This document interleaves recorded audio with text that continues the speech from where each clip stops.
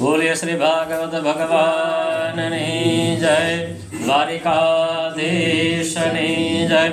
गिरिराज धरण की जय। वल्लभाधीश जय। यमुने महारानी जी की जय। सद्गुरु देवनी जय। नमः पार्वती पतये हर हर महादेव हर। मंगलम भगवान विष्णु मंगलम गरुड़ध्वज मंगलम पुंडरीकाक्षो मंगलायतनं हरे। गुरुर्ब्रह्मा गुरुर्विष्णु गुरुर्देवो महेश्वर गुरुर्साक्षात् परब्रह्मा तस्मै श्री गुरुवे नमः। कृष्णाय वासुदेवाय हरये परमात्मने प्रणतक्लेशनाशाय गोविन्दाय नमो नमः। जय जय श्री राधा रमण जय जय नवल किशोर जय गोपी चित्तचोर प्रभु जय जय माखन चोर। गौरांगो रसमयं नित्यं रसाचार्य रसोसुतं श्रीराम हर्षण देवाख्यं सद्गुरुं प्रणमाम्यहं। बोलो भागवत भगवाननी जय। श्रीमद् भागवत पुराण मूળ પાઠ અંતર્ગત આજે ચોથો દિવસ। મૂળ પાઠના અંતર્ગત ગત દિવસમાં પ્રહલાદ ચરિત્રનું આપણે શ્રવણ કર્યું કે ભગવાન ઋષિ ભગવાન પ્રહલાદના માટે હર હંમેશના માટે હર સ્થાને એમની રક્ષા કરવા માટે આવે છે।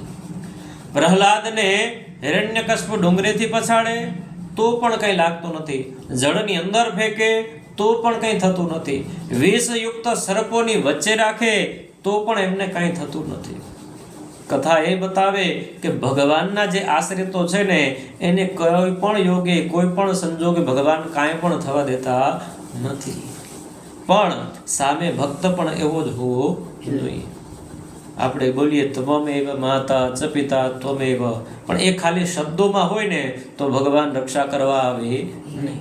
મનની અંદર ખરો ભાવ પણ હોવો જોઈએ કે ના, ખરેખર ભગવાન મારા છે અને એ જ મારા માતા, એ જ મારા પિતા, એ જ મારા બંધુ અને એ જ મારા બધાય, તો ભગવાન ક્યારેય ભક્તને નિરાશ થવા દેતા નથી। નરસિંહ મહેતા વિશે આપણે દરેક જાણીએ છીએ કે જ્યારે એને રાસની દર્શન કરવાની ઈચ્છા થઈ ને ત્યારે ભગવાન પોતાની સાથે એને લઈ ગયા હતા।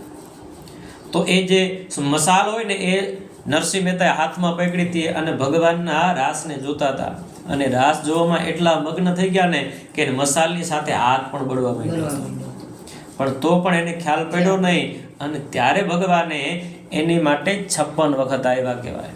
તો ભગવાનને જો આપણે ખરેખર આપણા માનીએ ને તો ધ્રુવને બચાવે, પ્રહલાદને બચાવે કે પછી અત્યારના સમયમાં આપણે જેને નરસિંહ મહેતા તરીકે ઓળખી એના માટે આવે ને તો આપણા માટે પણ આવે।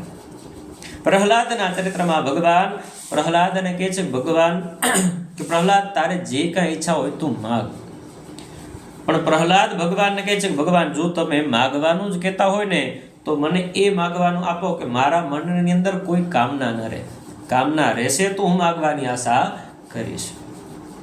ભગવાન એને ખૂબ સુંદર વરદાનો આપી અને ભગવાન અંતર ધ્યાન થાય છે। સુખદેવજી કહે છે કે પરીક્ષિત, આના પછી દરેક મન્વંતરોની કથા છે। મન્વંતર એ ચતુર્યુગીનો ક્રમ છે। એક યુગ આવે, બીજો યુગ આવે, ત્રીજો યુગ, આવા 1000 યુગો ફરે ને ત્યારે બ્રહ્માજીનો એક દિવસ થાય છે અને દરેક કલ્પમાં 27 જાતના મન્વંતર થાય છે। જેમાંના પહેલા મન્વંતર જે સ્વયંભૂ મનુ એના ઇન્દ્રાદિ દેવો થયા હતા અને એમાં ભગવાન કપિલ દેવજીનું પ્રાગટ્ય થયું હતું। બીજો જે મન્વંતર છે એ સ્વારોચિસ છે અને તે સ્વારોચિસ આગ્નેન્દ્રના પુત્ર છે, આ એમના રાજા થયા હતા। ત્રીજો જે મન્વંતર થયો ને આ મન્વંતર એમાં ઉત્તમ એ એના મનુ થયા હતા અને જે પ્રિયવ્રતના પુત્ર છે। જે પ્રિયવ્રતે આ પૃથ્વીના ફરતે 7 પરિક્રમા લગાવી સૂર્ય જેવા રથને લઈને, એના પુત્ર આ ઉત્તમ છે. એના પછીના મન્વંતરમાં તામસ નામના મનુ થયા, જે ઉત્તમના જ એક ભાઈ છે. અને આ જ મન્વંતરમાં ભગવાન હરિમેધા ઋષિ અને એમના પત્ની હરિણી, આના ગર્ભથી હરિરૂપે ભગવાને અવતાર ધારણ કર્યો. સુખદેવજી કહે છે કે રાજા પરીક્ષિત આ જ મન્વંતરમાં ભગવાને ગજેન્દ્રને પણ મોક્ષની ગતિ આપી હતી. એટલે સુખદેવજીને પરીક્ષિત રાજા પ્રશ્ન કરે કે ભગવાન, તમે જે ગજેન્દ્રનો મોક્ષ કહો છો ને, એ મને થોડો વિસ્તારથી કહો. એટલે સુખદેવજી કહેવા લાગ્યા, રાજા પરીક્ષિત, આસિત ગિરિવરો રાજા ત્રિકૂટ એ વિસ્તૃત.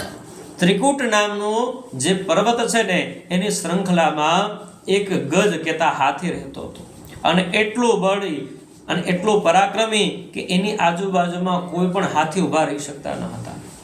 એમની હજારો હાથીણીઓ અને હજારો એના બચ્ચા સાથે હતા. એટલો મધાંત કે એ વનમાંથી જ્યારે નીકળે ને, ત્યારે સિંહ, વાઘ, વરુ પણ આનાથી દૂર ભાગી જાય. આટલો બલિષ્ઠ અને આટલો પ્રતાપી હાથી હતો, જાણે એક ચક્રી એનું શાસન છે. આ ગજ એ વનમાં એક સુંદર એવું સરોવર છે. આ સરોવરમાં જાય, સ્નાન આદિ કરે, પાણી પીએ, અને એની અંદર એ ગજ હાથી ક્રીડા કરે. પણ એક વખત એવું થાય છે કે આ હાથી પોતાના સપરિવાર સપરિકરને સાથે લઈ અને સરોવરમાં જળ પીવા જાય, સ્નાન આદિ કરે અને પછી ક્રીડા કરે ને, તો એવામાં એક ગ્રાહ આવે, મગર આવે અને આ ગજેન્દ્રના પગને પકડી લે છે. પણ હાથી તો મદોન્મત હતો કે નાનકડો મગર છે, હમણાં હું બહાર નીકળવાનો પ્રયત્ન કરીશ ને એટલે એને પણ સાથે લઈ આવીશ.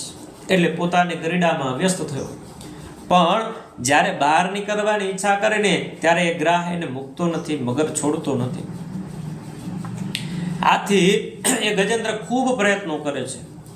એના જેટલા પણ સપરિકર પરિવારો સાથે હતા, એ બધા સાથે મળી અને પ્રયત્ન કરે, પણ એ ગજેન્દ્રને મુક્ત કરાવી શકતા નથી. કારણ જળની અંદર ગ્રાહનું પ્રભુત્વ વધારે. સ્થળમાં હોય તો હાથી જેમ તેમ કરી અને નીકળી પણ જાય. ભાગવત એમ કહે છે કે ગ્રાહ અને આ ગજની વચ્ચે 1000 વર્ષ સુધી યુદ્ધ ચાલ્યું. અને એકબીજામાંથી થાકી અને અંતે ગજેન્દ્રએ નક્કી કર્યું કે આ ગ્રાહમાંથી હું મુક્ત નહીં થઈ શકું. એના પરિવારજનો જે કોઈ સાથે બચ્ચા હાથીણી હતા ને, એ બધા એને છોડીને ચાલ્યા ગયા. અને એ સમયે ગજેન્દ્રને પૂર્વજન્મની જે ભક્તિ હતી ને, એ યાદ આવી. અને અંતે ભગવાન નારાયણનું સ્મરણ કરે છે, ભગવાન સત્યનું સ્મરણ કરે છે. પૂર્વમાં તો કોઈનું નામ લેતા નથી, ભગવાનની સ્તુતિ કરે, અને અંતે ભગવાન નિશ્ચય કરે છે કે જેનું કોઈ રક્ષા કરવા વાળું, જેનું કોઈ નામ ન હોય ને, એ સ્તુતિ મારી.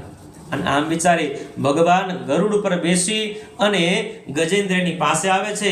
પોતાના એક હાથથી ગજેન્દ્રને પકડી બહાર ખેંચી લે છે. અને એ હાથીના પગની સાથે સાથે ગ્રાહ કહેતા મગર પણ બહાર આવે. ભગવાન ચક્રથી એના મસ્તકને કાપી અને હાથીને મુક્ત કરાવે છે. એ ગ્રાહમાંથી એક દિવ્ય તેજ નીકળે, દિવ્ય રૂપ ધારણ કરી ભગવાનની સ્તુતિ કરી અને એ ભગવાનમાં સમાઈ જાય છે. અને અંતે હાથીના અંદરથી પણ એક દિવ્ય પુરુષની ઉત્પત્તિ થાય છે, અને એ પણ ભગવાનની સ્તુતિ કરી અને એ પણ પરમધામે જાય છે. પરીક્ષિતને રાજા સુખદેવજી કહે છે કે રાજા પરીક્ષિત, હુહુ નામનો ગંધર્વ હતો, જેને પૂર્વજન્મમાં એક ઋષિનો અપરાધ કર્યો હતો અને એ મગર થયો હતો. અને એક રાજા ચિત્રકેતુ હતા, તેણે ઋષિનું અપમાન કર્યું, હાથીની જેમ ઊભો રહ્યો, એને વંદન ન કર્યા, એટલે એ જ રાજા આ જન્મમાં હાથી થયો હતો. અને ભગવાનની કૃપાથી આજે એ ગ્રાહ અને ગજેન્દ્ર આ બંનેની મુક્તિ થઈ. સુખદેવજી કહે છે કે હે રાજા પરીક્ષિત, જે વ્યક્તિ ભગવાન આ ગજેન્દ્ર મોક્ષની કથા સાંભળે છે, એ ગમે તેવા બંધનમાં હોય ને, એમાંથી છૂટી જાય છે. સુખદેવજી રાજા પરીક્ષિતને કહે છે કે રાજા પરીક્ષિત, હવે બીજું તમે શું સાંભળવાની ઈચ્છા રાખો છો? પરીક્ષિત કહે છે, હે ભગવાન, મેં એવું સાંભળેલું કે ભગવાન સમુદ્રમાંથી પણ પ્રગટ થયા હતા, તો એ કથા શું છે, મને એ કહો. બ્રહ્માજી કહેવા લાગ્યા, હે રાજન સુખદેવજી કહેવા લાગ્યા, હે રાજા પરીક્ષિત, એક સમયની વાત, દેવો અને દૈત્યોની વચ્ચે ક્યારેય પણ મન મેળાવ થયો જ નથી.